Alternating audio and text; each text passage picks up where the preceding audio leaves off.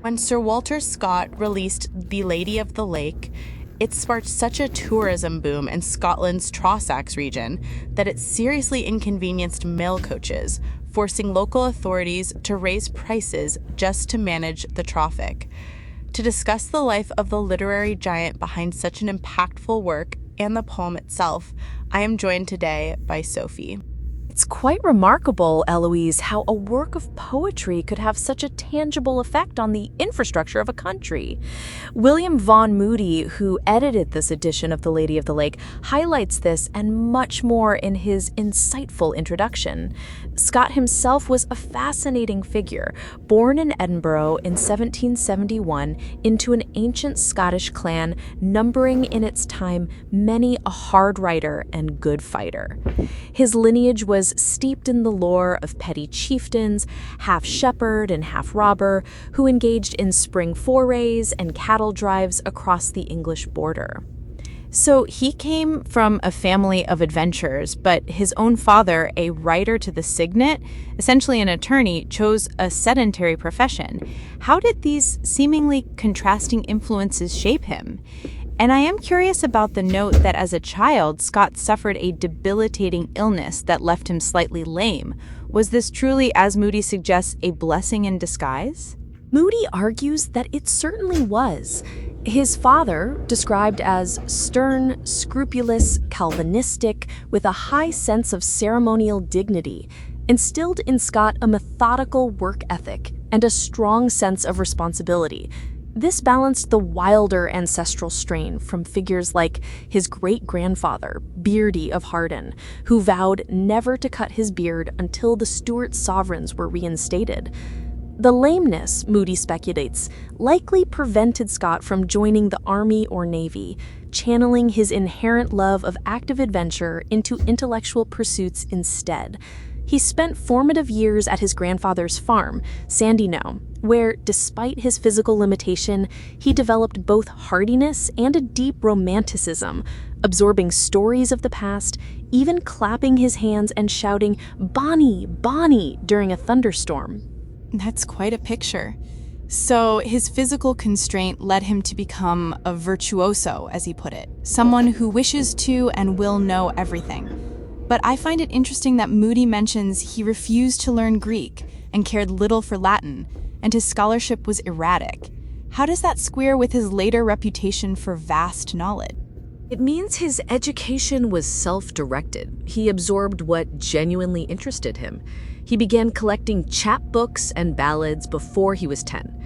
Later, he learned French specifically to read old French romances and Italian for Dante and Ariosto, even championing Ariosto over Homer, much to his schoolmaster's chagrin. He eventually learned Spanish to read Don Quixote in the original. Moody emphasizes that this wasn't moonshine sentimentality, but a willingness to undergo severe mental drudgery to pursue knowledge of old, storied days. By 21, he was an expert paleographer and antiquarian, sought after by professionals.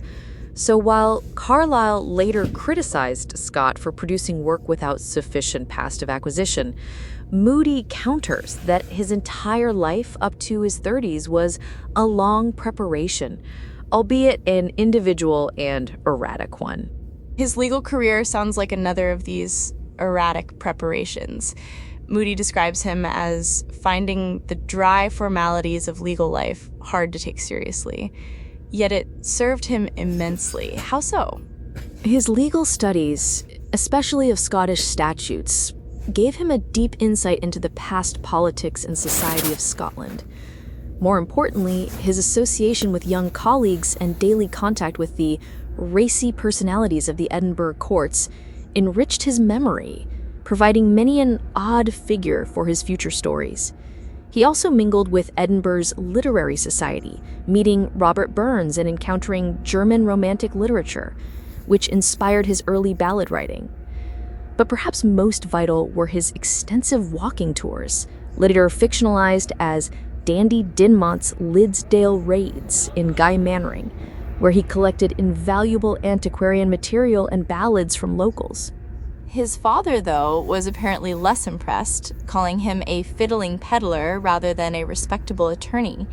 That paints a picture of a man driven by more than just professional ambition. His initial foray into major poetry came with the Lay of the Last Minstrel in 1805, which was an immediate success. How did he arrive at that specific project? After publishing some early ballads, he sought a larger subject. It came through the Countess of Dalkeith, who asked him to write about a goblin page, Gilpin Harner. This appealed to Scott's taste for strong supernaturalism. However, after encountering Goethe's Goths von Berligen, he decided to broaden the scope to include medieval life and manners, setting it in Branksome Castle, ancestral home of his clan. He adopted a verse form after hearing a fragment of Coleridge's unpublished Christabel. Crucially, he framed the story as being told by an old harper, which Moody says allowed him to escape criticism for any violent innovations of style, attributing them to the rude and wild school of the harper. So a clever device to introduce something new under the guise of tradition. The lay was hugely popular, contrasting sharply with the decorous abstractions of 18th century poets. But then came the financial troubles, especially with the Ballantyne printing firm where he was a secret partner. Moody describes his selection of James Ballantyne's brother, Rigdum Fundanos, as manager for a rival publishing venture as betraying a curious strain of impracticality and even defective character. That's harsh. Was it just poor judgment or something deeper? Moody attributes it to Scott's greatest failing, if it can be called that, pride. He couldn't endure the mild dictations of a competent publisher, preferring to patronize rather than be patronized. He saw himself as a black hussar of literature, not one for tame service. This haughty dislike of control, Moody suggests, might have led him to choose inferior men for business partners. He paid dearly for it, eventually becoming personally liable for £130,000 when the ventures failed. It's a tragic irony that a man so dedicated to preserving the past would make such ill-fated modern business decisions. Yet amid these struggles, his literary output was immense. He churned out novels, poetry, editing projects, and still cultivated his life at Abbotsford, turning a modest farmhouse into a grand estate. Moody provides some vivid descriptions from Lockhart's biography, painting a picture of an almost idyllic country life, with hunting parties, notable guests like Sir Humphrey Davy, and even a pet pig that tried to join the chase. How did he balance this with the demands of his literary career? Moody describes his routine at Ashestiel, where he wrote his two greatest poems, Marmion and The Lady of the Lake. Mornings were for writing, with a faithful hound at his feet, tirelessly filling sheets of manuscript. By 1 o'clock, he was his own man, dedicating the rest of the day to his children, horses, dogs, and tree planting. He was fond of outdoor sports, daring to the point of foolhardiness, yet his sight was so keen that his son said he commonly saw the hare sitting. This robust, active life undoubtedly fueled his imaginative work, even as the mounting financial pressures weighed on him. And later, as his health declined, he dictated his novels while in agony. It's quite a contrast, the robust country laird dictating novels between screams of pain. This brings us to his place in the Romantic movement. Moody notes that while Wordsworth and Coleridge are now considered superior poets, Scott's poetry had an immeasurably greater influence on his contemporaries. Why was his work, which he himself modestly described as having a hurried frankness of composition, so much more popular? Moody offers several compelling reasons. First, Scott was much less revolutionary in his diction than the Lake poets. He used vivid, concrete language, but maintained a prevailing stateliness, appealing to readers tired of 18th century inanities, but not ready for the startling simplicity of Wordsworth. He used vivid, concrete language, but maintained a prevailing stateliness. Second, his spirited meter resonated strongly. People were weary of the heroic couplet, and Scott's hurried verses with their sharp tramp of moss troopers and drum-like rhythm were instantly accessible, unlike Coleridge's more subtle meters. Third, his treatment of nature struck a chord. While Wordsworth's pantheism was too mystical, Scott painted nature with a broad, free touch, focusing on its obvious beauties as a background to his stories, not for deep philosophizing. He presented the scenic side of nature, which audiences were ripe for. So he made romanticism palatable and accessible, essentially.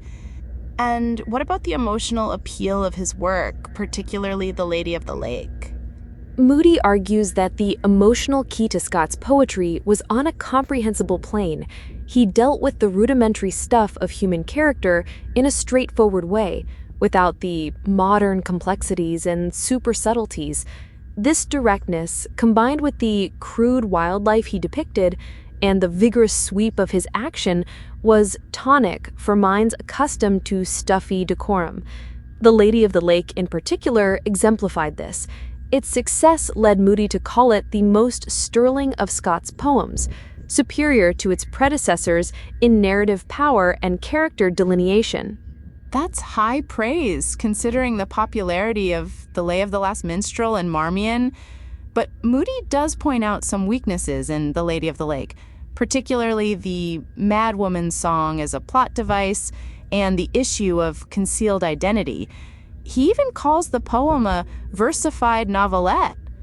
How do you reconcile these criticisms with his overall positive assessment? He acknowledges those are legitimate criticisms, particularly the deus ex machina quality of the madwoman's intervention and the diminished suspense on rereading due to the revealed identity of Fitzjames as King James V.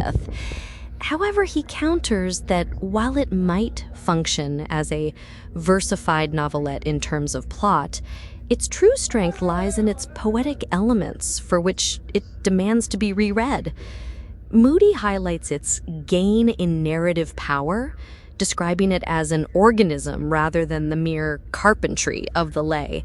He praises its advance in character delineation, making characters like the disguised king, the brooding Roderick Dhu, and the noble Douglas feel like real men with rich individualities, not just lay figures. The descriptions of Roderick's boats approaching the island and the fiery cross possess a singular depth of race feeling and primitive depth of poetry that appeal to ancestral memories. Even Scott's stylistic weaknesses are overshadowed by his abundant action, rapid transitions, stirring descriptions, common sentiments, and above all, a pervading animation, spirit, intrepidity. So, despite its imperfections, its vibrant energy and relatable human drama outweighed any structural flaws for its audience, and continue to do so. Sir Walter Scott, through Moody's introduction, emerges as a writer who, while not perhaps among the supreme poets, possessed a unique ability to capture the spirit of his age and translate it into captivating verse. He created a body of work that was immediate, exciting, and deeply connected to the cultural landscape of Scotland, shaping not only literature, but even, as we noted, its tourism. Exactly.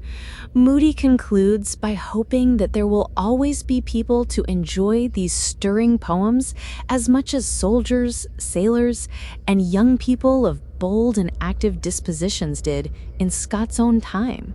It's a testament to his enduring appeal. If you found this exploration of Sir Walter Scott's life and The Lady of the Lake as enriching as we did, consider sharing this episode with a friend.